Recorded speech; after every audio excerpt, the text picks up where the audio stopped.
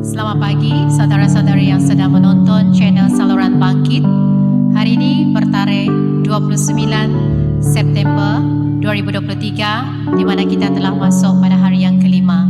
Sebelum kita mulakan dengan sesi pujian untuk renungan pagi ini, mari sekali lagi saya pimpin Anda semua di dalam doa.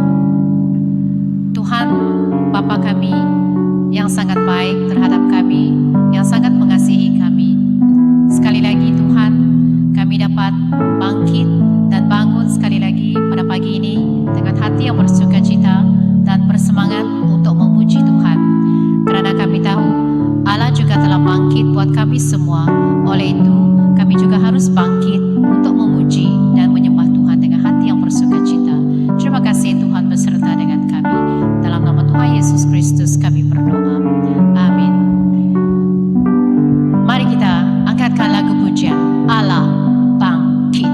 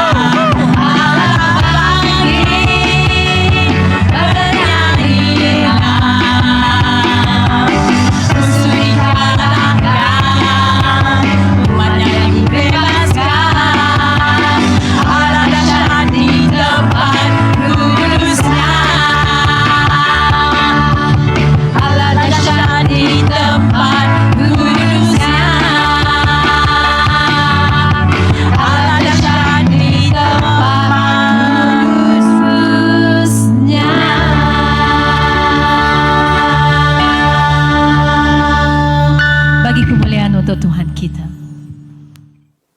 Saudara-saudari yang dikasihi Tuhan, Shalom, selamat kembali ke saluran bangkit. Pagi ini kita akan merenungkan tajuk Kebangkitan Mesias, Mazmur 16. Sebelum ini saya akan bacakan Mazmur 16 ayat 1 hingga ayat 11. Mazmur Daud, jagalah aku, ya Allah, kerana aku berlindung kepadamu. Aku berkata kepada Tuhan, Engkaulah Tuhanku, tiada yang baik bagiku selain Engkau. Betapa baiknya umat yang setia kepada Allah. Aku sangat ingin bersama-sama mereka. Mereka yang menyembah dewa-dewa bertambah-tambah kesusahan mereka. Aku tidak mahu turut serta mempersembahkan korban. Aku tidak mahu menyembah dewa mereka. Ya Tuhan, hanya Engkau yang aku miliki. Engkau memberi aku segala keperluanku. Nyawaku ada di dalam tangan-Mu. Sungguh indah pemberian-Mu kepadaku. Betapa baiknya semua itu. Aku memuji Tuhan kerana Engkau membimbing aku. Pada waktu malam, suara hatiku mengajar aku. Aku sentiasa sedar akan hadirat Tuhan. Engkau ada di sampingku. Tiada suatu pun dapat menggoncang aku. Demikianlah hatiku bersyukur dan gembira. Dan aku selamat kerana Engkau tidak akan membiarkan aku mati. Orang yang Engkau kasihi tidak Kau biarkan binasa.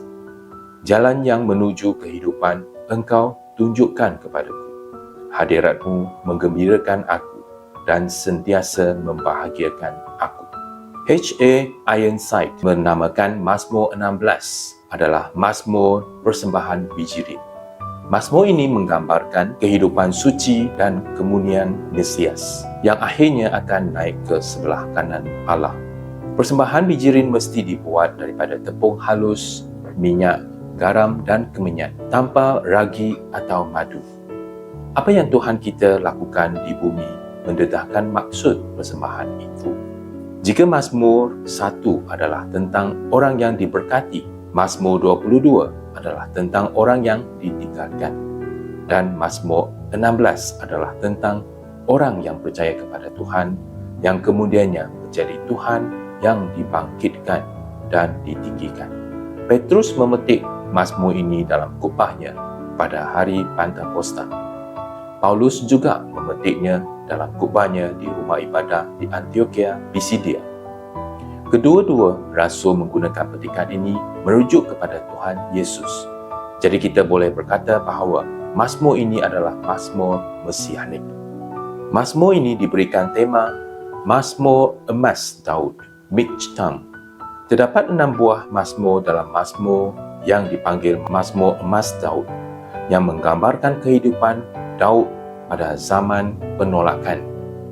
Mazmur Emas Daud, Miktam, mempunyai banyak penjelasan.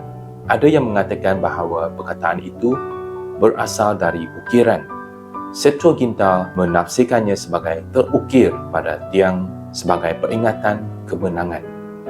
Yang lain menterjemahkannya sebagai Mazmur Emas dan memanggilnya Mutiara Emas Daud. Mazmur ini boleh dibahagikan kepada dua bahagian. Yang pertama ialah jalan keimanan, orang yang bergantung kepada Tuhan, persembahan bijirin. Dan bahagian yang kedua ialah jalan kehidupan, pengkuburan, kebangkitan dan kenaikan ke sebelah kanan Allah. Bahagian yang pertama, ayat 1 hingga 7, menerangkan 5 sikap Tuhan kita sebagai orang asing di bumi. F.W. Grant menyebutnya sebagai perjalanan keilahian. Tetapi John Bunyan menyebutnya sebagai perjalanan Tuhan di bumi yang lengkap tanpa penyimpangan di dalam bukunya The Pilgrim. Sikap yang pertama ialah sikap terhadap Tuhan, ayat 1 hingga 2. Jagalah aku, ya Allah, kerana aku berlindung kepadamu. Perkataan jagalah tidak semestinya merujuk kepada penjagaan pada saat-saat krisis. Terdapat hampir 300 kali perkataan ini digunakan dalam Perjanjian Lama dan kebanyakannya diterjemahkan sebagai menjaga. Dalam Mazmur ini terutamanya merujuk kepada mengikuti jalan kebenaran dan perintah Tuhan. Terdapat 16 kali dalam mazmur ini menyebut tentang Tuhan Yahweh ataupun Tuhan dalam huruf besar sebanyak 4 kali. Engkau atau engkaulah sebanyak 9 kali. Tuhan dan dia sekali. 9 daripada sebutan ini adalah secara langsung ditujukan kepada Tuhan yang dia percaya untuk perlindungan, kehendak dan bimbingan. Tuhan kita telah menjelma menjadi manusia. Dengan kerelaannya, dia mentaati, bergantung kepada kehendak Bapa dan tidak pernah bertindak menurut kehendak dirinya. Ketika Hawa bertindak dengan caranya sendiri tanpa berunding dengan Adam di Taman Eden, dosa pun memasuki dunia. Selepas itu, manusia yang keliru dan memberontak itu berkata, "Saya mahu melakukan apa saja yang saya kehendaki dan ke mana sahaja saya mahu pergi. Tidak ada sesiapa pun yang berkuasa ke atas saya selain diri saya sendiri." Ketika Kristus berkhotbah secara terbuka atau pencubaannya di padang gurun, Iblis menggunakan kaedah yang serupa untuk menggodanya. Dia cuba menggoda Kristus untuk bertindak menurut kehendak dirinya dan mengabaikan kehendak Bapa. Nenek moyang kita, Adam dan Hawa, telah jatuh dalam dosa, tetapi Adam yang terakhir, iaitu Yesus Kristus, telah menang dengan penuh kemuliaan. Ayat 2 berkata, "Aku berkata kepada Tuhan, Engkaulah Tuhanku. Tiada yang baik bagiku selain Engkau." Di sini kita dapat melihat bahawa Tuhan telah menetapkan batas-batas penglihatannya. Sikap yang kedua ialah sikap terhadap umat Tuhan. Betapa baiknya umat yang setia kepada Allah. Aku sangat ingin bersama-sama mereka. Perkataan "betapa baiknya" di sini mempunyai maksud orang yang mulia dan berbudi. Umat suci yang paling rendah lebih mulia daripada governor tertinggi. Mereka adalah bangsawan syurga yang paling mulia dan terhormat. Spurgeon berkata, "Sependok kain rentang ataupun bendera kecil dan pingat tidak dapat dibandingkan dengan rahmat Roh Kudus." Pada zaman Malaiki, terdapat sekumpulan orang yang digelar orang kudus dan bangsawan. Mereka adalah permata yang dimiliki Allah sendiri. Ketika Tuhan kita datang, terdapat sekumpulan orang yang serupa tinggal di bumi. Contohnya, keturunan keluarga Daud yang rendah hati, ibu bapa Yesus, Yohanes Pembaptis, murid-murid Yesus sebagai nelayan, sebuah keluarga di Badinia, wanita-wanita yang melayani Tuhan dan sebagainya. Perhatikan apa yang Musa anggapkan terhadap umat Tuhan.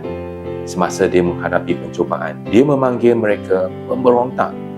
Tetapi ketika dia hampir meninggal dunia, dia berkata, "Tidak ada sesiapa pun seperti kamu, bangsa yang diselamatkan oleh Tuhan."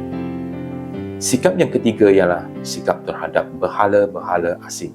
Ayat 4. Mereka yang menyembah dewa-dewa bertambah-tambah kesusahan mereka. Aku tidak mahu turut serta mempersembahkan korban. Aku tidak mahu menyembah dewa mereka.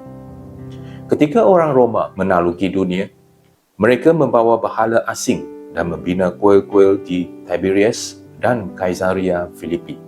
Sikap Tuhan Yesus adalah berbeza sepenuhnya. Dia menguji pengetahuan murid-muridnya tentang dirinya di luar sebuah kuil di Kaisaria Filipi. Di sana, Petrus mengaku, "Engkau ialah Kristus, anak Allah yang hidup." Menurut perwahyuan agung yang diberikan kepada gerejanya, Tuhan berkata, alam maut pun tidak dapat merobohkannya. Pada masa akan datang, semua berhala akan dimusnahkan dan digulingkan. Gereja Tuhan akan menyanyikan lagu kemenangan dan anak manusia, iaitu anak Tuhan yang kekal, akan mendapat kemenangan yang menyeluruh. Sikap yang keempat ialah sikap Tuhan terhadap harta benda. Ayat 5 dan 6. "Ya Tuhan, Engkaulah warisan dan cawanku. Engkau memberiku rezeki untuk hidup. Garis ukur terjatuh bagiku di tempat yang indah. Sesungguhnya warisan pusakaku sungguh baik." Di sini, pemazmur menyebut 5 perkara: warisanku, cawanku, rezekiku, sempadan tanahku, dan pusakaku yang baik. Ini juga boleh dirujuk kepada warisan Lewi. Tuhan berfirman kepada Harun Kamu tidak akan mendapat harta pusaka di negeri mereka dan tidak akan mendapat bahagian dalam kalangan mereka. Akulah bahagianmu dan harta pusaka milik dalam kalangan orang Israel. Ya Tuhan, Engkaulah warisan dan cawanku. Penyataan ini tidak seperti suku-suku Israel yang lain. Suku Lewi tidak diberi hartanah tertentu. Mereka tidak mempunyai warisan, tetapi Tuhan adalah harta pusaka mereka. Tuhan Yesus adalah orang Lewi yang sejati. Harta pusaka itu merujuk kepada pewarisan menyeluruh yang berkaitan dengan kita dan kedudukan kehidupan. Penyataan cawan itu adalah warisanku, seperti yang dikatakan oleh Daud bahawa cawannya akan melimpah dalam Mazmur 23 ayat 5. Rezeki untuk hidup. Apabila orang Israel memasuki tanah Kanaan, mereka harus menjaga apa yang telah diperoleh suku masing-masing dan tidak boleh menjual atau memindahkannya. Tetapi para imam dan orang Lewi tidak mendapat apa-apa. Hanya Tuhan menjadi milik pusaka mereka. Kitab Ulangan bab 18 ayat 1 hingga 2 berkata, para imam Lewi, iaitu seluruh suku Lewi, tidak akan mendapat bahagian atau harta pusaka sebagaimana orang Israel lainnya. Mereka harus mendapat rezeki daripada korban bakaran bagi Tuhan dan daripada apa yang menjadi milik. Mereka tidak akan mendapat harta pusaka dalam kalangan saudara mereka kerana Tuhan ialah harta pusaka mereka seperti yang dijanjikannya kepada mereka. Sempadan tanahku merujuk kepada kayu pengukur dan harta tanah yang dibahagikan. Garis ukur terjatuh bagiku di tempat yang indah, iaitu di Bethlehem, Batinia, Galilea, Hermon, Sion, Gunung Zaitun. Hari ini, walaupun sistem pengangkutan berkembang dengan pesat, tetapi kita juga harus ingat bahawa selain Mesir yang pernah Tuhan Yesus pergi ketika dia masih bayi, dalam pelayanannya di bumi, dia tidak pernah pergi lebih jauh daripada 120 batu dari tempat kelahirannya. Sikap yang kelima ialah sikap terhadap kehendak Tuhan, ayat 7 hingga 8. Aku memuji Tuhan kerana Engkau membimbing aku. Pada waktu malam, suara hatiku mengajar aku. Aku sentiasa sedar akan hadirat Tuhan. Engkau ada di sampingku, tiada satu pun dapat menggoncang aku. Hamba Tuhan boleh menjadi seperti apa yang dikatakan dalam Yesaya 50 ayat 4. Tuhan Raja telah mengajar aku tentang apa yang harus aku katakan, supaya aku dapat menguatkan orang yang letih lesu. Tiap-tiap pagi, dia membangkitkan keinginanku untuk mendengar ajarannya bagiku. Di sini, kita melihat pengalaman rohani seseorang yang berdoa sepanjang malam dan bersekutu dengan Tuhan, sehingga dia boleh mengatakan, makananku itu melakukan kehendak dia yang mengutus aku dan menyelesaikan pekerjaan yang diserahkannya kepadaku. Di Taman Getsemani, dalam kesengsaraan, dia berdoa lagi, bukannya kehendakku melainkan kehendakmu yang dilaksanakan. Pengakhirannya adalah sama seperti permulaan. Ayat 8 menyatakan bahawa aku sentiasa sedar akan hadirat Tuhan. Engkau ada di sampingku. Tiada satu pun dapat menggoncang aku. Ini adalah maklumat hidupnya untuk Tuhan dan untuk dia melaksanakan kehendak Tuhan. Bahagian kedua, kita akan melihat jalan kehidupan, iaitu penguburan, kebangkitan dan kenaikan ke sebelah kanan Tuhan. Ayat 9 dan 11. Maka hatiku bersukacita dan lidahku bergembira. Jasadku juga akan tenteram dalam harapan. Kerana engkau tidak akan meninggalkan rohku di alam maut dan engkau tidak akan membiarkan orang suci-Mu reput. Engkau akan menunjukkan aku jalan hidup. Di hadirat-Mu sepenuh bahagia dirasai. Di tangan kanan-Mu nikmat dikecapi selama-lamanya. Rasul Paulus dan Petrus pernah memetik petikan ini tentang Mesias dalam Perjanjian Baru dan menggunakannya untuk merujuk kepada kebangkitan Kristus. Ketika Tuhan Yesus menjelma menjadi manusia, malaikat Jibril berkata, anak yang akan lahir itu disebut suci. Di sini kita nampak dia dipanggil orang suci-Mu. Perhatikan 4 kata ganti nama diri nama dalam perenggan ini. Hatiku, lidahku ataupun kemuliaanku, jasadku dan rohku. Kita nampak bahawa ayat 10 mengatakan dia gembira kerana engkau tidak akan meninggalkan rohku di alam maut dan engkau tidak akan membiarkan orang suci-Mu rebut. Di sini ia berbicara tentang masa selepas kematian Tuhan di kayu salib dan sebelum kebangkitannya dari kubur.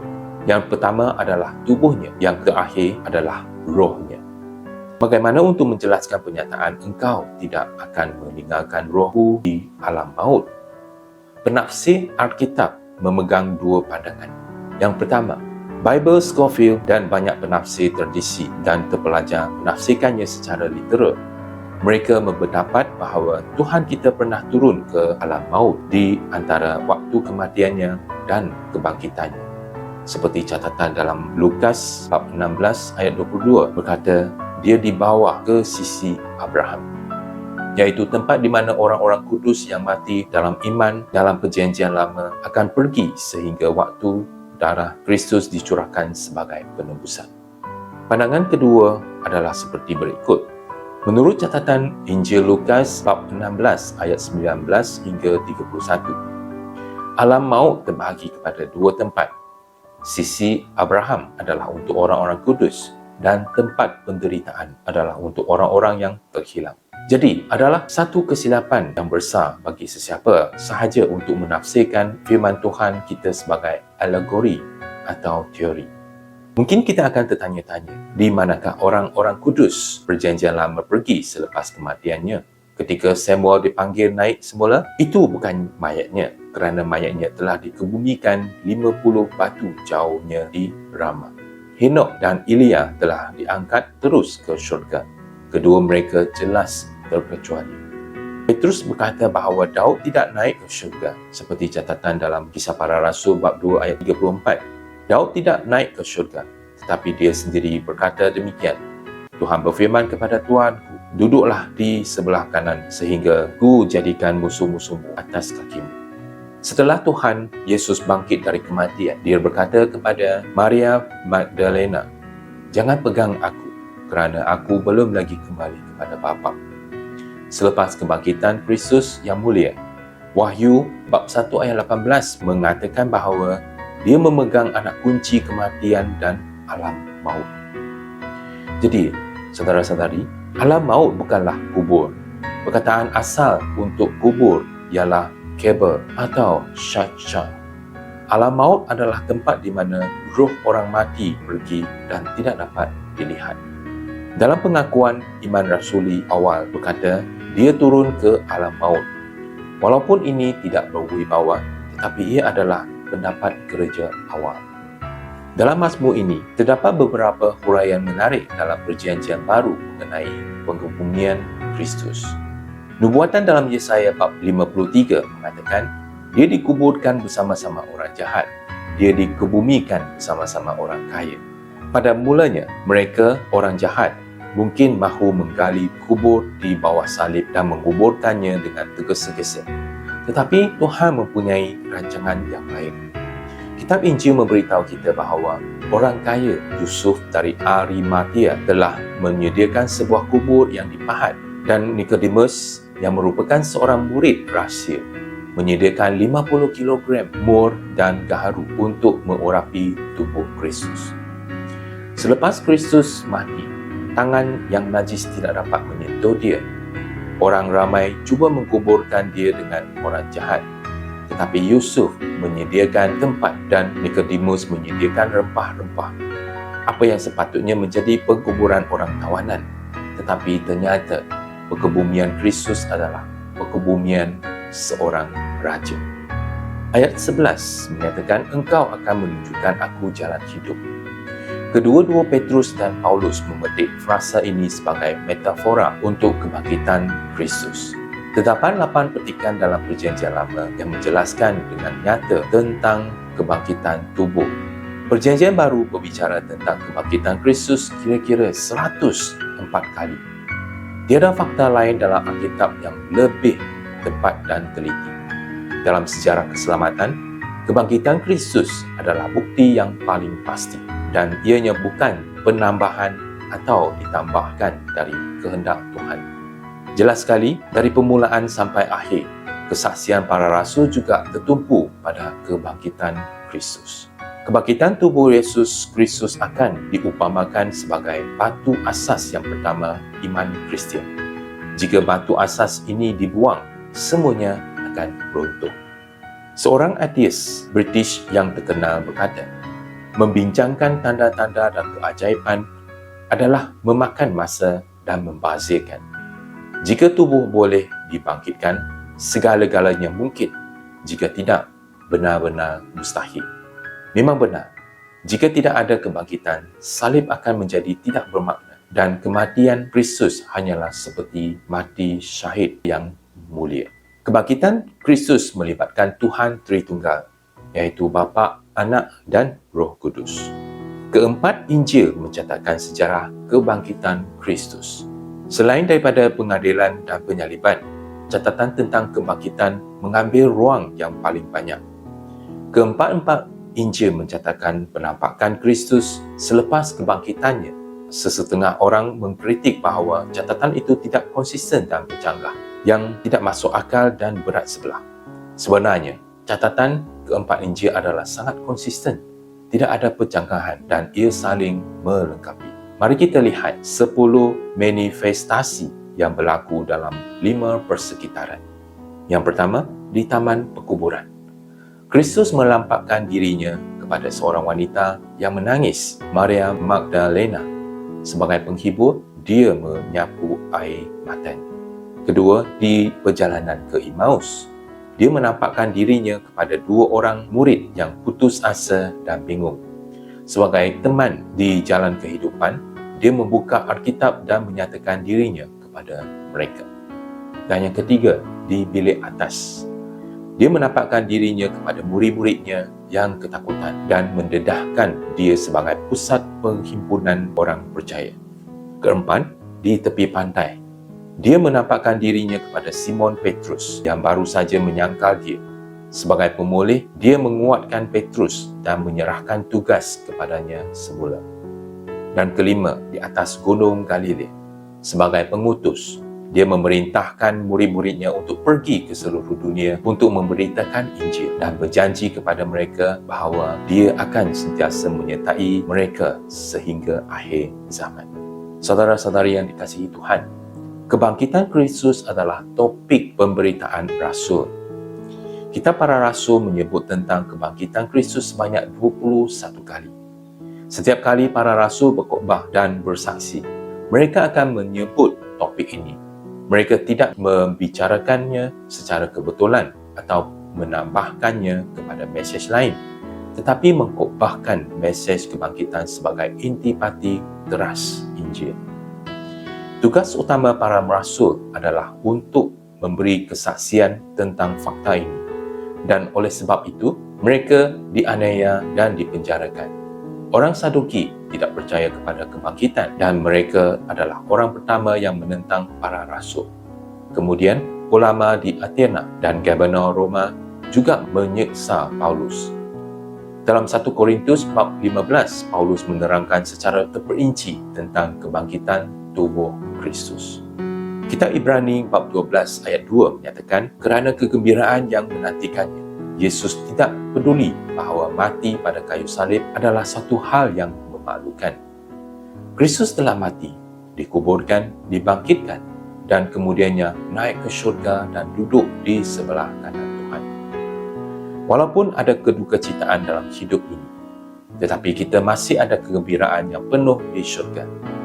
Jika orang percaya tinggal di dalam Dia, mereka masih boleh menikmati kegembiraan penuh hari ini. Kita juga boleh menikmati kegembiraan ini melalui persekutuan dengan Bapa dan Anak dan antara saudara seiman. Di tangan kananmu, nikmat dikecapi selama-lamanya. Penyataan dalam ayat 8 ini, posisi Tuhan Yesus dan Allah Bapa diterbalikkan.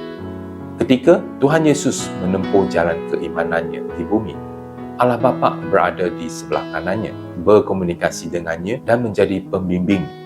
Sekarang, dalam kemuliaan, dia berada di sebelah kanan Bapa, menerima segala kekuasaan dan menikmati sukacita yang kekal sebagai Imam Besar. Saudara-saudari Semoga renungan hari ini bantu kita untuk memperingati kebangkitan Kristus dan memberikan kita pengharapan yang besar terhadapnya. Mari kita berdoa. Allah Bapa kami yang bertakhta di syurga, kami bersyukur dan mengangkat pujian kepadamu kerana Engkau memberi kami keselamatan yang dijanjikan melalui anak-Mu Yesus Kristus. Oh Tuhan, kami tahu bahawa tanpa kebangkitan Kristus, iman dan kepercayaan kami sia-sia belaka dan segala doktrin kepercayaan akan runtuh. Terima kasih kerana Engkau telah memberi kami pengharapan yang utuh melalui kebangkitan Yesus Kristus. Terima kasih Tuhan mendengar doa kami. Dalam nama Tuhan Yesus Kristus yang bangkit dari kematian, kami berdoa. Amin. Kita akan teruskan renungan Mazmur Mesianik yang terakhir hari esok. Shalom.